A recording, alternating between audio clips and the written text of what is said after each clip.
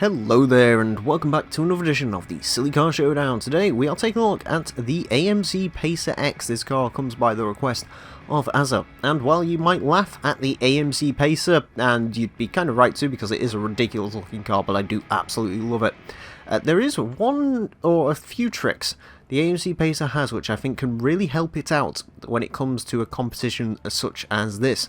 So the first major thing is this is a very wide car, and that should mean very wide tyre widths, which would be interesting to see. And, well, secondly of all, it is rear-wheel drive from stock, which does help us out. While we have proven front-wheel drive cars can be pretty quick, it would help to have rear-wheel drive. Rear-wheel drive is always preferable to have them front-wheel drive when you're building super high-power cars. Speaking of super high power, I guess we should take a look at some engine swaps, and we've got quite a few.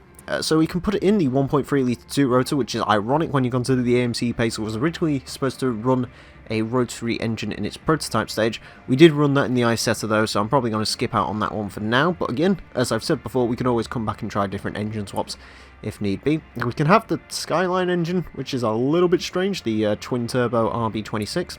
We can have the 6.2 litre GM V8, and there's the 7 litre V8 Hemi engine as well. Unfortunately, no V12, unlike in Horizon 3.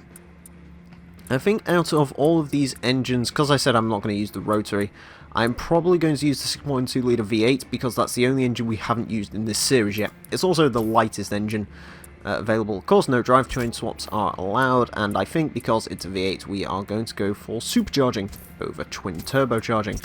Now, of course, we are going to want the aero. This thing actually does look pretty badass without the bumpers. Not gonna lie, same on the rear end as well. One big issue with the Pacer is weight. Of course, as you can sort of see, wow, it actually does remove a significant amount of weight. The problem is I don't want to run it while that chrome bumper's on the front because it will look a bit silly. At the same time, that is a significant amount of weight. I might go with that just for the weight savings. And also, speaking of weight savings, we can stick the ridiculous hood on it, so sod it, we'll do that as well. Yeah, it looks pretty ridiculous now, if it didn't before. Again, I love the Pacer.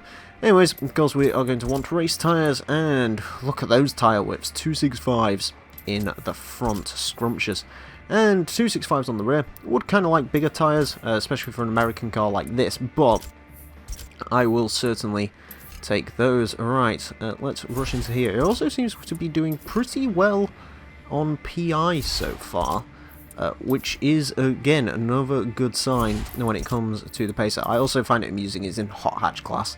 The Pacer really was not a hot hatch in real life, was it? Put it on the brakes, because of course we're going to want those. Suspension, because it's an old car. And that squats down very quickly. There's no jumping like with the Ford F100. This thing just sort of straight gets down to business. I like that. Weight is 3,400 pounds. Of course, we're going to put full weight reduction here. We are going to need the full rigidity, though, which is a bit of a shame. 2,952 pounds. Okay, that isn't too bad up to now. Right, power. I can't quite remember how much power this engine gets, but if I remember, it is quite a lot, and the PI is climbing, which is a good sign. S706 is probably going to end up in about R class, I'd imagine, which is good because we've been mostly running S-Class cars as of recent. No fault of, well, anyone really. It's just the way the cars have come up in PI. That being said, this is starting to not climb as much PI as it was. We are going to upgrade the supercharger, which is probably... No, okay. Never mind, we're still in S-Class. We might end up sticking in S-Class. 997 horsepower. 1,005 horsepower, and chuck that on S786. Kind of want to chuck twin turbos on it now, just to see what that would do if we were to do that. It would reduce some weight as well. So, how much power do we get on the twin turbos? 1,060. Okay, yeah, we're going twin turbos. As much as I love the supercharger, I do want the extra power out of the Pacer. So there we go. Unfortunately, it is another S-Class car, which is a little bit of a shame. Would have liked to see an R-Class car for a little bit more variation, but never mind. There we go, 1,063 horsepower, 891 foot-pound torque, 2,943 pounds of weight. Front weight distribution is 54%, which is actually quite large for a rear-wheel drive car. S793, front engine, rear drive. Oh boy. Oh boy. Let's go see how the Pacer gets along when we take it to Brands Hatch. Also has an exhaust pipe at a weird angle. I never noticed that about the Pacer. Alright, we are on track with our V8 AMC Pacer, where it's going to get 7 laps to set the best time it possibly can. Our current leader is the all-petrol i8 V10, which set a time of a 46.066 Pacer. Unlikely to beat that. As far as where this car is going to go, I think leaderboard-wise, I'm not 100% sure. It's probably going to go closer to the Nissan Safari Superlight than anything like that. That's at a time of a 48.643. Yeah, it would probably pop somewhere in between the Safari and the Mazda 3, if I had to guess, because it is down on PI compared to the Safari. Safari did have all-wheel drive. That being said, so far so good. Also, can I see through the hood on the Pacer? That might be a slight glitch with this car. Also, while it might be weird to say this while I'm driving a nearly 1,100 horsepower AMC Pacer, it is worth pointing out at this point, it is really nice to drive a car that doesn't require any finicky stuff to be done to it, which is, yeah, again, that's very strange to say, but I can sort of drive this like a real car, i.e. just sort of floor it and have some fun with it. With the Isetta, I had to be careful.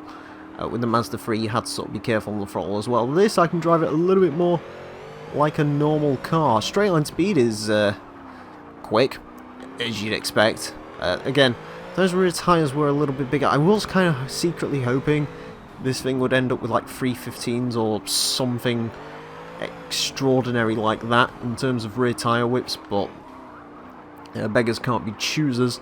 And again, when you compare it to other cars sort of this size, I'm assuming this has the biggest tyre whips for its actual length in the game, or one of the cars that does have that. 50.260, that does mean it beats out the Mazda 3, so we are in that in-between Safari and Mazda territory. The question is, how much closer can we get to the Safari? Probably going to stop completely destroying it around this track. I'm sort of spanking it a little bit. It is a surprisingly easy car to drive. You sort of see it lighting up the rear end a little bit there, and you might think, oh god, it's uncontrollable. It actually is relatively controlled for what it is. I mean, again, relative.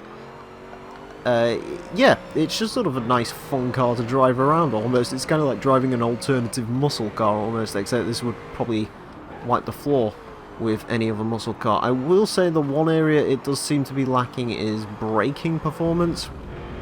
Having a little bit of an issue sort of jumping on the brakes. I don't know if that's just due to its straight line speed or if the brakes are genuinely bad on this car. I'm going to probably blame it on a bit of both when it comes to that. Try to avoid going into the grass. We can sort of cut that a little bit, but yeah, you do have to be a little bit on the cautious side. I get a whole heap of understeer through there. Ooh, god, try not to go off the track. That is, it's helpful when you don't. Let's just put it that way. Because then that dirt is the lap and blah blah blah blah lawsuit. Anyways, ooh, god, 50.260, still the fastest lap in the Pacer. Yeah, I'm not actually sure why this car is slow. It feels, I've got to be honest, like, feeling-wise, it feels a lot quicker than that Mazda did. It feels a lot quicker than the Isetta did. But I don't know if it's just because it's luring me into a false sense of security because it's an actually, like, normal car to drive. Oh, normal-ish. Again, relative. Yeah, it does seem to suffer from a little bit of understeer, a little bit floaty as well. Again, compared to the other, I guess, do we call this thing a muscle car? Compared to the other American car we've had, because I believe it's the only other American. There we go, that's more like it, 49.5. Compared to the other American car we've had, the Ford F100, it is way more controlled than that was. And way more normal to drive than that was, and a lot nicer. But can't really say that was too surprising. I'm sure even in reality, AMC Pacer probably outhandles a Ford F100. I don't know if that was a question anyone has ever asked, but yeah, again, would assume that's probably true. Right. Oh, God. There we go. As we come on to the final lap with our Pacer. Come on, Pacer. Outpace him. Get it? Right. 49.5 is the time to beat with the Pacer. I mean, even if I do get it down, I don't really know to what avail it's going to do. It's just going to put it slightly more towards the Safari than anything else. Yeah. A little bit floaty, I guess you could say, but it is a hell of a lot of fun to drive. Brakes are not particularly spot on with it either, which is worth pointing out. Apparently this lap is a lot slower. Again, I don't really know where I'm losing time with this vehicle either, which makes it all the more confusing. Blower is completely blocking my view of the curb. As we come around the final corner, we're going to get all of the sideways, and a rush towards the line, not going to be any quicker. 49.527 is the final time for the AMC Pacer. Yeah, a solid enough car. As I said, a lot of fun to drive. Just loses a little bit of time just because the braking performance isn't amazingly good on this. Again, I'm assuming that's maybe down to its weight and the straight line speed you're getting out of it. I also like how it says 282 on the front. I'm assuming this engine is not cubic inches of 282 anymore. Anyways, the AMC Pacer will go in to 5th place with its 49.527, and that stuffs it, well, pretty much where I expected it to. Stuffs it right in between the Nissan Safari Superlight and the Mazda Speed 3. So, yeah, there you go. Anyways, thank you all very much for watching this episode of the Silly Car Showdown. As always, if you want to pop over to my channel, you can do so. It is in the description below, and if you want to request cars, you can request them on this channel or on my channel. I don't really care. Anyways, thank you all very much for watching, and until next time, farewell.